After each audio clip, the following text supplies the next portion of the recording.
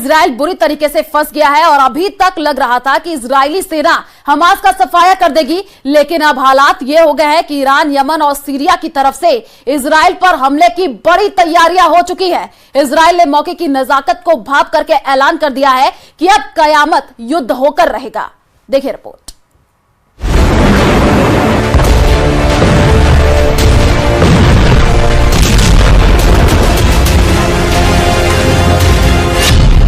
एक 1000 किलोग्राम के 14,000 बमों से हमला, फिर भी हार गया इजराइल।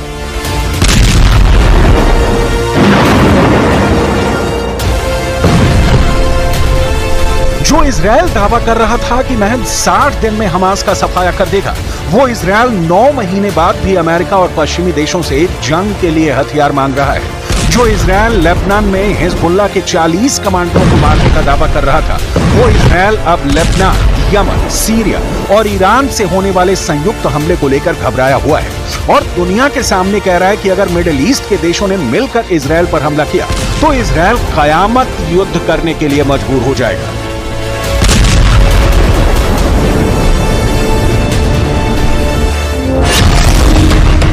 अब होगा कयामत युद्ध, ईरान, यमन, सीरिया से ट्रिपल जंग। प्रधानमंत्री नेतन्याहू लगभग हर दिन जंग के कमांड सेंटर में कमांडरों से यही पहला सवाल करते हैं कि हमास की आखिरी बटालियन कब खत्म होगी। इजराइल के रक्षा मंत्री योव गैलेंट अपने जनरलों से यही पहला सवाल करते हैं कि गाजा युद्ध हम कब जीतेंगे और हिजबुल्लाह के हमलों को कैसे रोकेंगे। लेकिन हैरानी की बात यह है कि अब तक इजराइल के टॉप कमांडरों ने गाजा और लेबनान पर जितने भी बड़ी जंगी दावे किए गए हों, वो सबके सब हवा हवाई निकले हैं। हकीकत में इजरायली सेना के पास हथियारों की भारी कमी है और यही वजह है कि अब इजराइल को लगने लगा है कि मध्य पूर्व देशों के साथ साथ ईरान, सीरिया और यमन इजराइल पर हमला कर सकते हैं। इसी को देखते हुए इजराइल के विदेश मंत्री इजराइल कैट्ज ने अब कयामत युद्ध की धमकी दे दी है। इजराइल के विदेश मंत्री की यह धमकी खास तौर से ईरान और लेबनान को लेकर है। इजराइल कैट्ज ने सोशल मीडिया मंच एक्स पर लिखा कि ईरान को उसके विध्वंसक संदेश ने उसे विनाश के योग्य बना दिया है। जो शासन विनाश की धमकी देता हो उसे बर्बाद कर दिया जाना चाहिए। इजराइल कैट्ज ने यह भी लिखा है कि अगर ईरान समर्थित हिजबुल्लाह लेबनान से इजराइल पर अपनी गोलीबारी बंद नहीं करता और बॉर्डर से दूर नहीं जाता है तो इजराइल उसके खिलाफ पूरी ताकत से कार्रवाई करेगा। वक़्फ़ अन्नार फी जबहत लुबनान, वक़्फ़ अन्नार फी जबहत यमन, वक़्फ़ अन्नार फी जबहत अल-इराक़, सबीलुहा वहीदुन अवहदुन ला आखिर लहू। अगर हम पिछले 24 घंटे की बात करें तो इजरायली सेना ने गाजा पट्टी में भयानक हमले किए हैं। रफा, जबालिया कैंप, खान यूनुस में इजरायली सेना ने चुन चुन कर टारगेट तबाह किए हैं। दावा किया जा रहा है कि दक्षिणी गाजा में हमास की आखिरी बटालियन के करीब 10,000 से ज्यादा हमास के लड़ाके मौजूद हैं जो इजरायली सेना पर सटीक हमले कर रहे हैं। टैंक, माइन, रॉकेट और एंटी टैंक मिसाइलों से इजरायली सेना पर घातक हमले हो रहे हैं। यही वजह है कि अब इजरायली सेना हमास के लड़ाकों को मारने के चक्कर में फिलिस्तीनियों को भी मारने के लिए मजबूर हो गई है। पिछले 24 घंटे में इजरायली सेना ने कम से कम 40 फिलिस्तीनियों को मार दिया है, जबकि 224 फिलिस्तीनियों के घायल होने की खबर है। अब तक गाजा पट्टी में 37,834 फिलिस्तीनी मारे जा चुके हैं, जबकि घायलों की संख्या 86,858 तक पहुंच चुकी है। दक्षिणी गाजा के रफा शहर और पूर्वी गाजा के शुजाया में इजरायली सेना ने जमकर गोलीबारी की है। रफा में तो एक ही परिवार के 6 लोगों की मौत हुई है। इजरायली बमबारी में पश्चिमी रफा में एक ही परिवार के 6 लोगों की मौत हुई है। इजरायली सेना खान यूनुस के पूर्व में अबासन और खुजा सहित कई शहरों को तोपखाने से निशाना बनाया है। היבשתית, האווירית, מחזקים את מערכי המודיעין ונערכים לכל אפשרות. צריך לזכור את המצב הבסיסי. המצב הוא שחיזבאללה פתח נגדנו במלחמה, גם אם מוגבלת, ב8 באוקטובר, יום אחרי חמאס, ומאז הוא לא עצר אותה. ובמובן הזה יש לנו חובה לשנות את המצב בצפון. अब होगा कयामत युद्ध, ईरान, यमन, सीरिया से ट्रिपल जंग।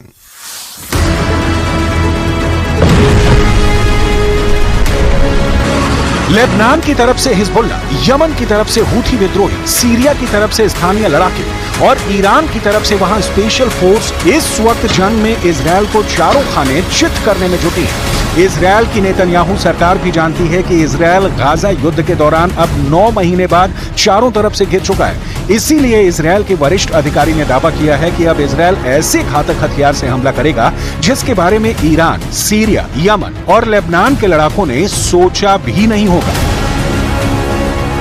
इजरायल के एक वरिष्ठ अधिकारी ने दावा किया है कि इजरायली सेना के पास ऐसे हथियार हैं जो कयामत ढा सकते हैं। इजरायली अधिकारी ने यह भी कहा कि ईरान ही नहीं बल्कि मध्य पूर्व के दूसरे देश भी उनके खिलाफ आ जाएं तो इजरायली सेना उन्हें बर्बाद कर देगी। Israel aerospace industries worker council के चेयरमैन यायर कार्ड्स ने दो टूक कहा है, इजरायल के पास एक हथियार है जो ईरान का मुकाबला कर सकता है। कार्ड्स ने भी दावा किया कि अगर हमें लगता है कि इजरायल के अस्तित्व पर खतरा है तो ईरान, यमन, सीरिया और मध्य पूर्व के सभी देश मिलकर इजरायल के खिलाफ जंग करते हैं तो हमारे पास कयामत ढाने वाले हथियार मौजूद हैं जिनसे हम उनका विनाश कर देंगे।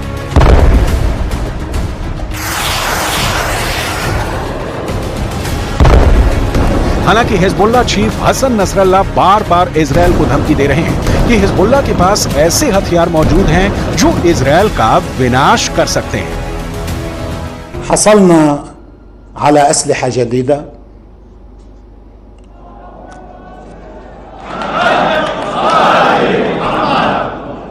طبعا ما حقول شو هي الأسلحة الجديدة، هاي بتبين بالميدان وقت اللي بيتاخد قرار بتبين بالميدان।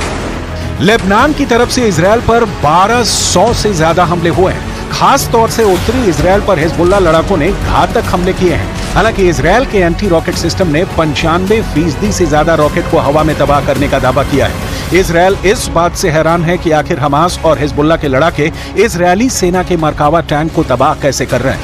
इजरायल के मरकावा टैंक को दुनिया के सबसे बेहतरीन टैंकों में से एक माना जाता है, लेकिन हमास को रफा क्रॉसिंग से ऐसे हथियार तस्करी के जरिए मिल रहे हैं जिन्होंने इजरायल की नींद उड़ा दी है। पिछले हफ्ते ही हमास को हथियार सप्लाई करने वाला एक सप्लायर मारा गया है। जरा देखिए कैसे मारा गया हमास का हथियार सप्लायर अबू अशाक। इजरायली सेना के दावों के मुताबिक इजरायली वायुसेना ने रफा के बेहद अंदर हवाई हमला किया है जिससे हमास का हथियार सप्लायर अबू अशाक मारा गया है। अबू अशाक ही हमास को हथियार सप्लाई कर रहा था जिसकी भनक आईडीएफ को लगी, जिसके बाद रफा में इजरायली सेना ने पहले अबू अशाक की कार का पीछा किया और फिर जैसे इजरायली वायुसेना को अबू अशाक की कार दिखाई दी उस वक्त उसकी कार पर 3 से 4 मिसाइलों से हमला किया गया जिसमें अबू अशाक मारा गया। לנו ברור שאנחנו צריכים להכריע את חטיבת רפיח. אני חושב שהמשימה הזאת מתקדמת באופן נחוש, מקצועי לצערי, גם לצד המחיר הכבד ששילמנו היום. ההישגים ברפיח של אוגדה 162, פיקוד הדרום, הישגים משמעותיים מאוד, וכן, אנחנו מתקרבים לפירוק חטיבת רפיח. 9 महीने से चल रही खूनी जंग के बावजूद हमास खत्म क्यों नहीं हो रहा है? इसकी सबसे बड़ी वजह है अबू अशाक जैसे हथियार सप्लायर जो लगातार हमास को हथियार दे रहे हैं। जरा सोचिए, अबू अशाक हमास को कैसे हथियार सप्लाई करता है। आतंकी अबू अशाक हमास को हथियार की तस्करी करता था। अबू अशाक 7 अक्टूबर 2023 के बाद से ही हमास को रफा क्रॉसिंग से हथियार सप्लाई कर रहा था। खबर यह भी है कि अबू अशाक अंडरग्राउंड टनल के जरिए हमास को हथियार पहुंचा रहा था जिसकी खबर आईडीएफ को लग गई थी।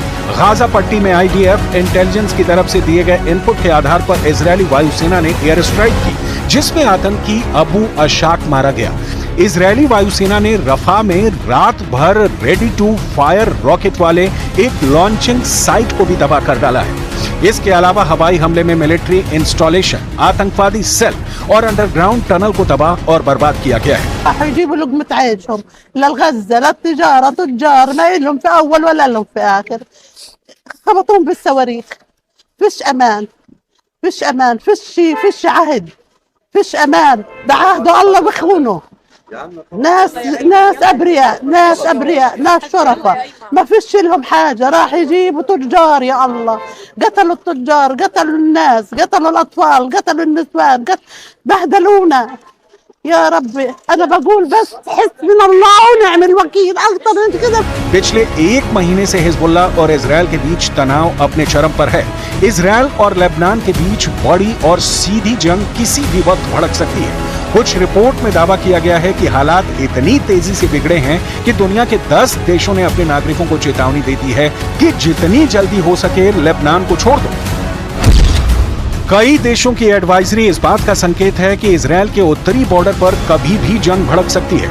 जर्मनी एम्बेसी ने अपनी वेबसाइट पर एडवाइजरी जारी करते हुए कहा कि जल्द से जल्द जर्मन नागरिक लेबनान को छोड़ दें। अगर हालात बिगड़ते हैं तो एयर ट्रैफिक रुक जाएगा। ऐसे में नागरिकों को निकाल पाना हमारे लिए मुश्किल होगा।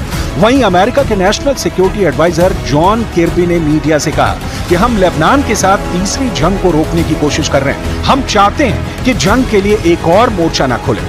नीदरलैंड के विदेश मंत्रालय ने कहा है कि डच नागरिक लेबनान की यात्रा करने से बचें और वहां रहने वाले नागरिक जल्द वहां से बाहर निकले। इसके अलावा कुवैत ने अपने नागरिकों से लेबनान छोड़ने को कहा है, जबकि कनाडा ने साफ साफ अलर्ट करते हुए कहा है कि उनके नागरिक तुरंत लेबनान छोड़ दें, जबकि उत्तर मैसेडोनिया ने भी अपने नागरिकों को तुरंत लेबनान छोड़ने को कहा है।